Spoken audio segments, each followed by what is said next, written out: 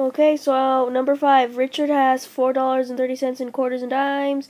How many coins are quarters if the total number of coins is 25? I'm going to draw a table to organize the information. So I am drawing a table to organize the information so I know how many quarters. Okay, so I'm going to write quarters because there's quarters. Then I'm going to write dimes because Richard has dimes.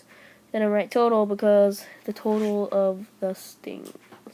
Okay, so Q and D are my variables for quarters and dimes, and 25 because there is 25 coins in total. I am just putting what's in the question, plugging it in on the table. Okay, so 25Q, 10D, and 430.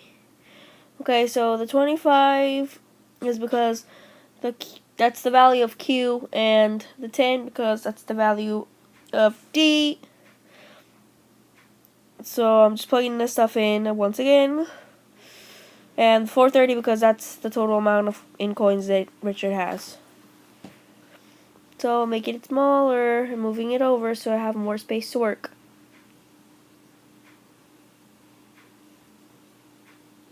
Okay, so the next thing that I am going to do is use all the information right there and put it into an equation.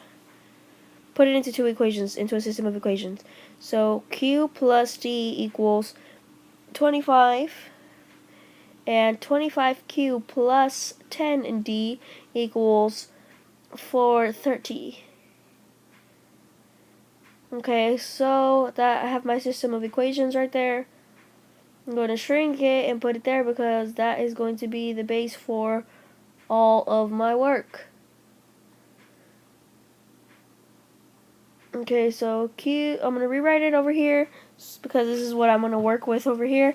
So Q plus D equals 25, and 25Q plus 10D equals $4.30 or 430 cents in total. So right there, I'm going to move it up so I have more space to work. Okay, multiply. I'm going to use the elimination method using multiplication, which basically prepares it for using other elimination methods. So I'm going to multiply the first equation by negative 25. I don't have to do anything to the second equation if I multiply the first one by negative 25. And so this first equation turns into negative 25Q plus, minus 25D equals negative 625.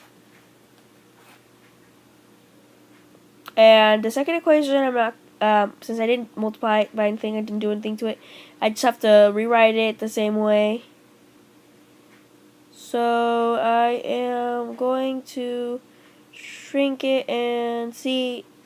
Okay, I'm not really going to have enough space, so I'm going to shrink the rest of the stuff so that when it comes time to move it over there, I have more space. So basically, I'm going to bring it back over here. Bring it back over here. And then I'm going to make it big again so that I can keep working. Okay, so I need to write the second equation, which I didn't do anything to.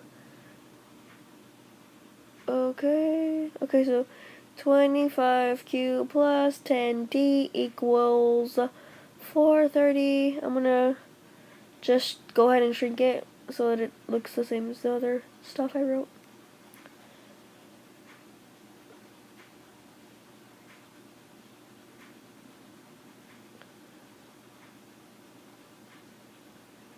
Okay, so that's gonna be the base for my other work. So I'm gonna go ahead and move it over here. That new system of equations.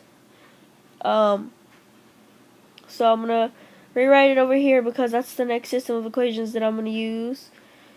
Okay, so negative 25Q minus 25D equals negative 625. And then 25Q plus 10D equals 430.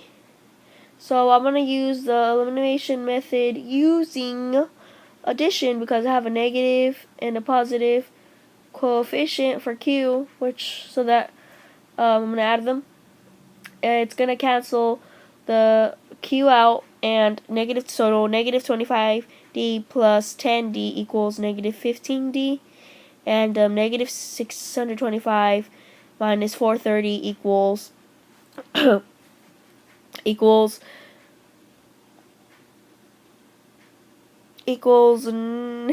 negative 195. Okay, so I just put 195 because I'm ignoring the decimal since it's 430 cents is equal to $4.30. Okay, so then I'm going to divide both sides by negative 15. So D equals 13. Yeah, I was trying to shrink that and move it, but I can't because I forgot to lock the equation. And so, just kind of, okay, so I'm just going to not move it. Gonna move it. See, I can't. It won't let me. So I'm just going to leave it there. Just kind of have enough space to work out the rest of my problem.